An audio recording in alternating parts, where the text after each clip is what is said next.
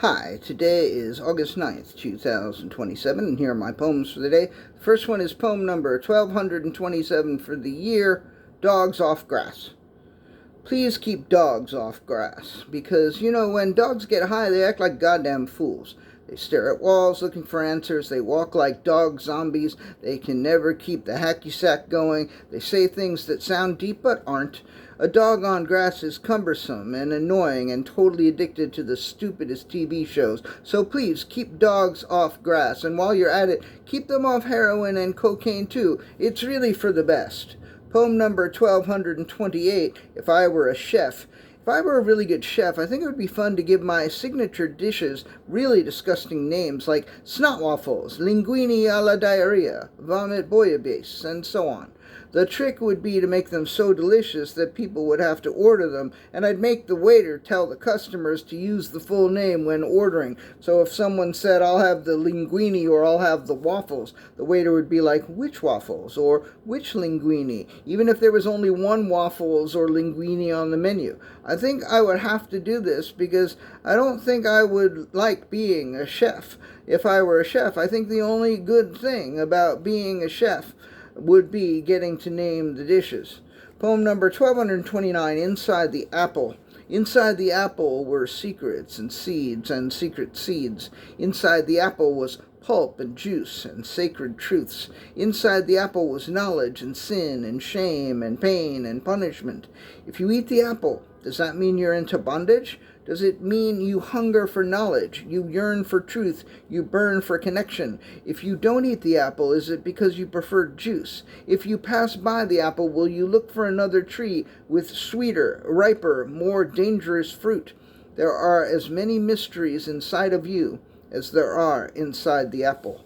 Poem number 1230, The Luggage. The luggage didn't have to be lugged around, it had wheels. It could have been called wheelage, but it wasn't. It was called luggage.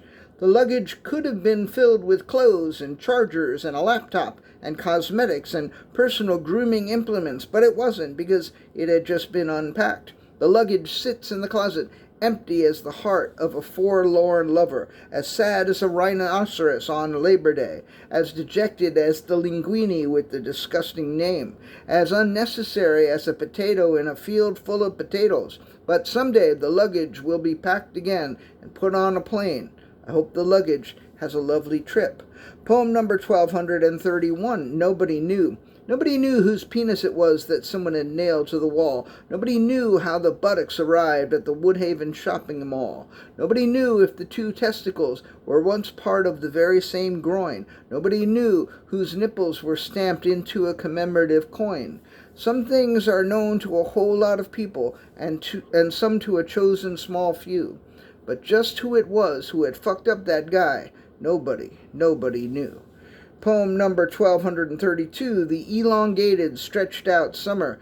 She put a big piece of summer into her mouth and chewed it and then held it in her teeth while pulling until she had stretched it out to the full length of her arm. And then she watched the summer sag a little in the middle, and then she returned it to her mouth and chewed on it a bit more, and then she took it out of her mouth and stuck it under her chair, and by September the summer had hardened and would probably have to be removed with a knife, and even then there would still be little bits of summer stuck to the chair. And those bits would be the only bits left to remember the earlier time when the summer had been elongated and stretched out.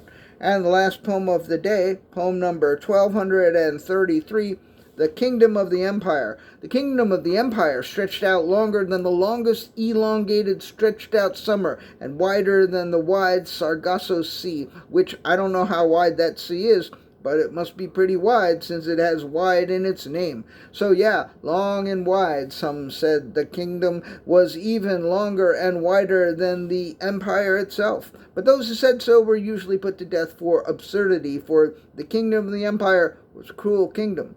Some said the kingdom was even crueler than the empire, and those who said so were usually rewarded with lordships or ladyships, or pretty ships with flour on them that looked like ladyships but were actually lordships who weren't fooling anybody. I suppose at this point I should introduce some dramatic tension, and so far all I've done is describe the kingdom as long and wide and cruel, with some lordships that dressed as ladyships.